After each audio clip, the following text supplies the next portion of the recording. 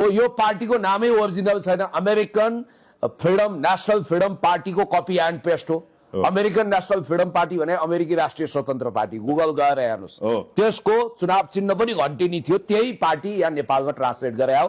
American national freedom पार्टीको यो नेपाल शाखा हो। यो विदेशी पार्टी हो, नेपाल शाखा हो। नेपाल शाखा हो, नेपाल च्याप्टर विदेशी पार्टी नै हो यो। यो विदेशी पार्टी हो। नाम मात्रै मिल्यो, ए बाबा, चुनाव चिन्ह मिल्यो, यसको अर्थ त्यो नै हो भन्ने कि एउटा कुरो के छ, त्यही का आधार भन्न सकिन्छ। संयोग मात्रै होइन नि, किन सबै कुरो मिल्छ त? अनि त्यो ब्लू बस कहाँ गयो?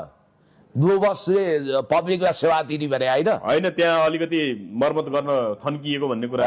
तपाईँ डेन्टिङ पेन्टिङ नगर्नु, रफु मास्टर नहुनु। राजसुपा भनेको झुटको पुलिन्दा बोकेर भ्रष्टाचारको जगमा उभिएको पार्टी हो। राजकोट हस्पिटल बनाउँछु भनेर रवि लामिछानेले 21-22 करोड उठाए, जम्मा 10-12 करोड खर्च हो, बाँकी पैसा कहाँ गयो?